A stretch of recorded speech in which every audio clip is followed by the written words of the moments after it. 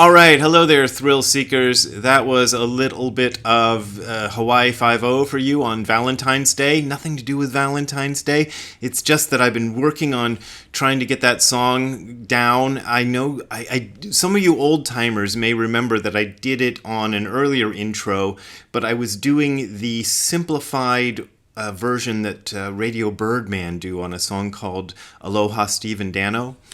So this time I tried to learn the actual song, and it's tough. So, all right, I wanted to talk to you about something. Let's see if we can get into this, because I think this is important. Again, this is another one of those where I have thought the video through before doing it, but I still don't quite know what's going to come out of my mouth when I start with the camera going and start saying it. But let's go. So, a guy I've known for a few years wrote me and said that he'd had some kind of an awakening experience and that he hasn't needed to do Zazen ever since.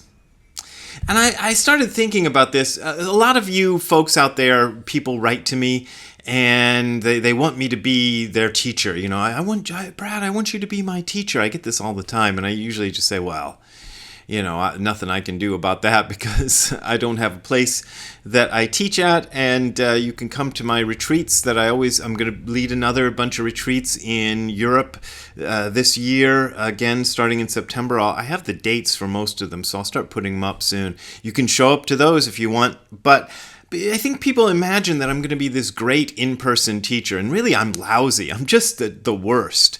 Really, ask anybody who's actually tried to study with me, like in person, they'll tell you. I'm terrible. I'm just bad. I'm okay on the internet, I guess, and I'm okay in books, but as an in-person teacher, I'm terrible.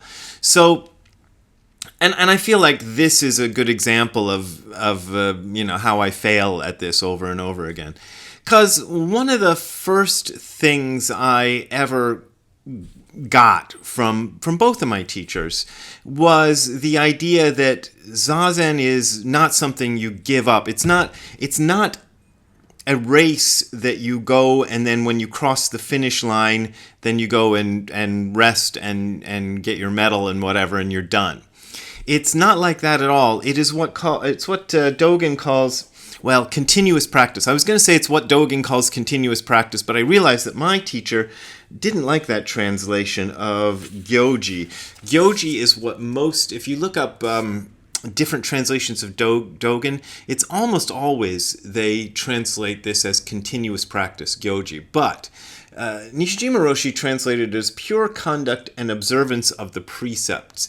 Now, He's put that spin on it because he wants to. It's just two characters, and you know, I know these two characters from just standard Japanese, and it just, continuous practice sounds good to me for this, or just doing practice sounds good to me as a way to translate this. But, you know, continuous practice is kind of the standard way. Let's see what... I was looking at Nishiyama and Stevens, and I think they do it slightly different. Yeah, their version is called Ceaseless practice.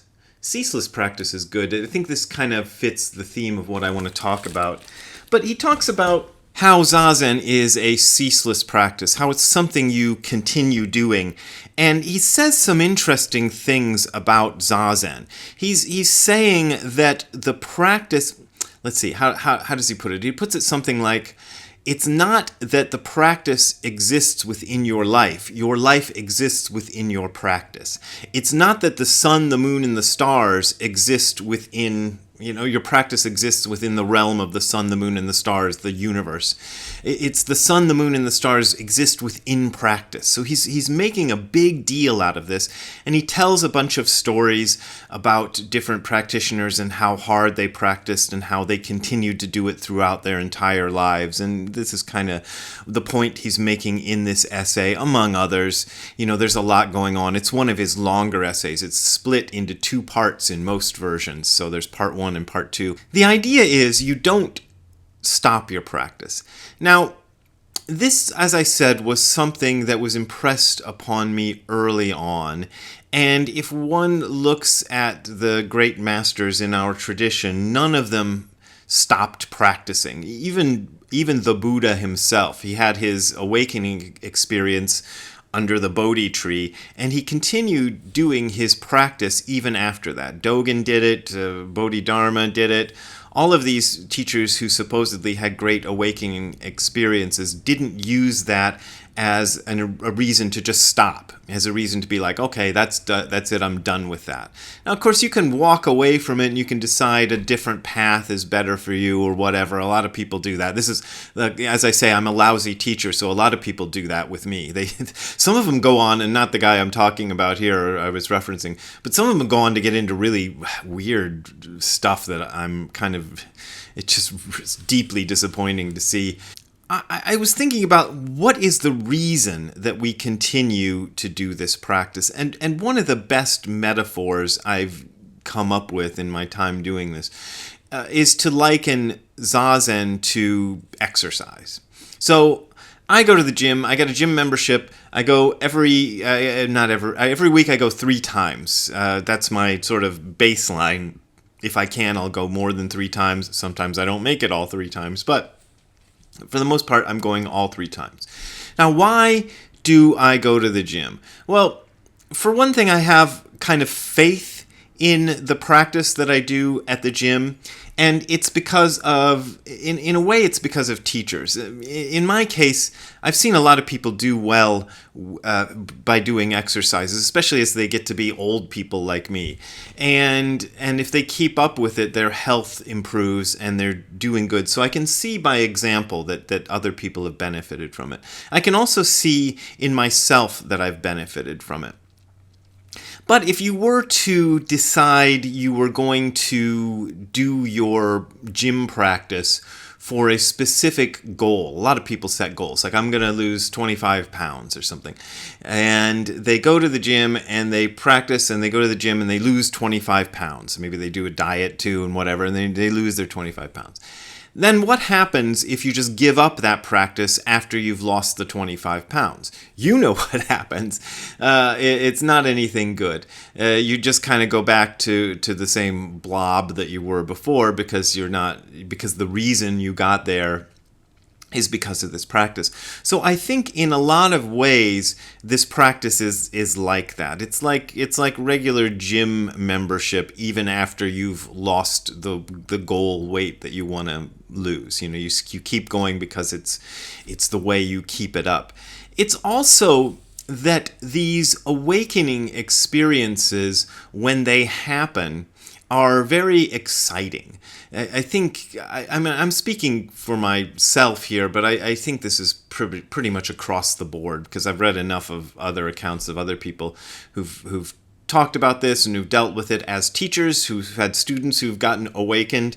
It's very exciting, and you can get very full of yourself, and you can get to kind of feel like, yay, I've won the brass ring, and now nothing's going to be wrong forever and ever because I fixed it all.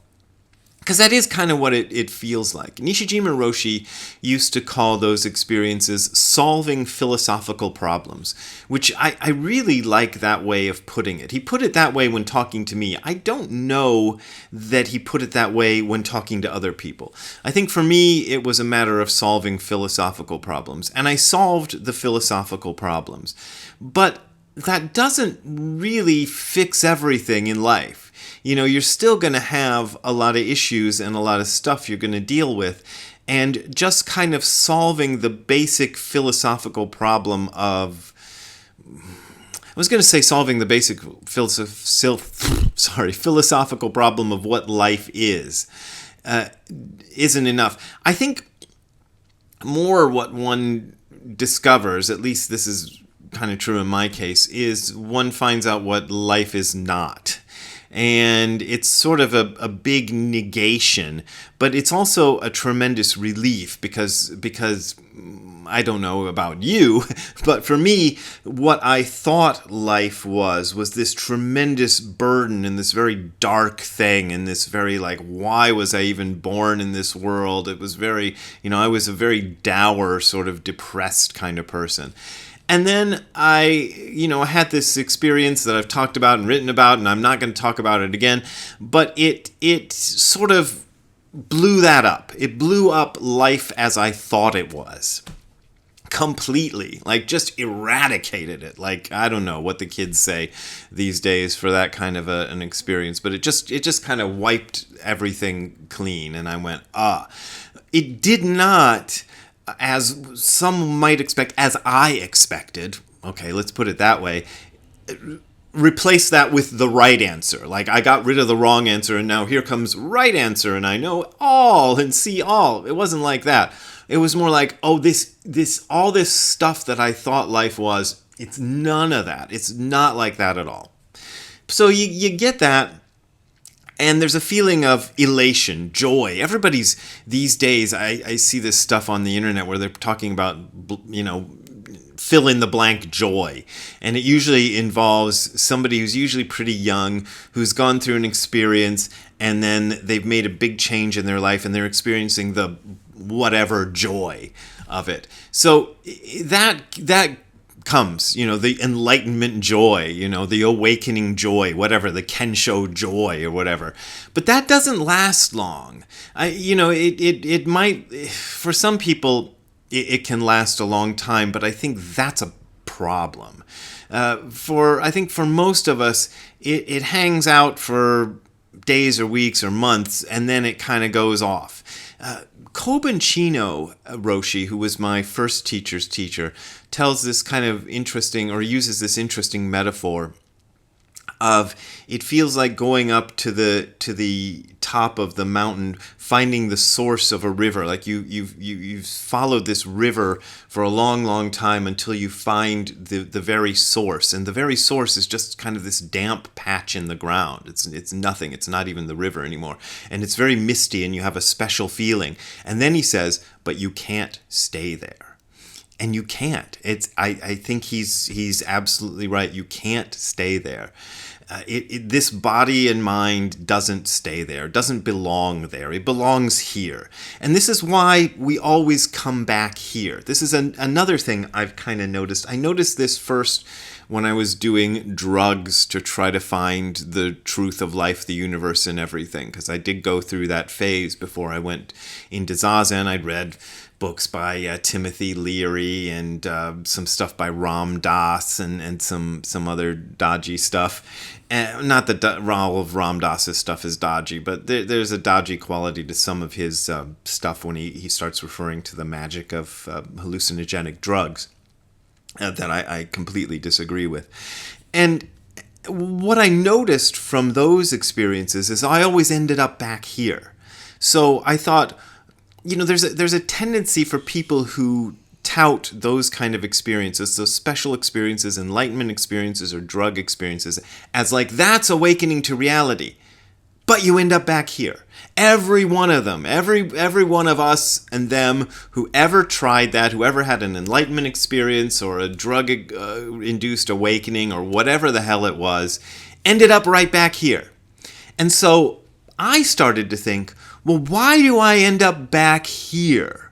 What cosmic reason is there that I end up back here? And I don't have a nice, easy answer for you, but I feel that the incomplete answer is that this is the important thing. This sort of mundane or ordinary world is the important thing.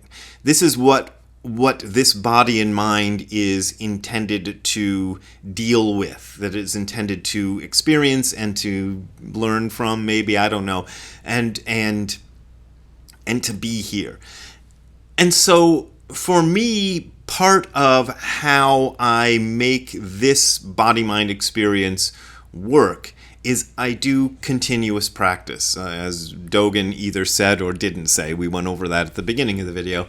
I do this continuous practice, which means every day I wake up and I do my Zazen. And I said this before, and I'm going to say this again because I want to remind myself of this as much as tell you guys about it. Good thing to do, don't look at your damn smartphone before you do Zazen. Every time I do that, it louses up my Zazen, even if I'm just deleting. What I usually do is overnight, a lot of spam emails will come in, and I'll delete them. Even the most basic thing like that. I've long ago learned not to go on social media sites before Zazen, but even the basic thing of deleting emails will start filling it up.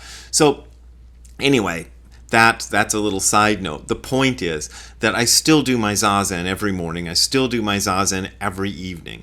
And I do it in spite of the fact of having several, of these experiences and things. I'm sure that I went right back to it even after the day I had that great experience, because I learned already that this is what you do. And I think it was really useful and very grounding. A lot of these experiences, special experiences, enlightenment, kensho, whatever, that one gets as a result of doing this practice, or I don't even want to say a result, as a kind of a Ramesh Balsekar has a word for it. Free samples from God. That's what he calls it. So you get these kind of free samples from God, and you think, oh boy, but the free sample is not a meal. I think it's a good way of putting it. And you get too addicted to these free samples, and that's bad.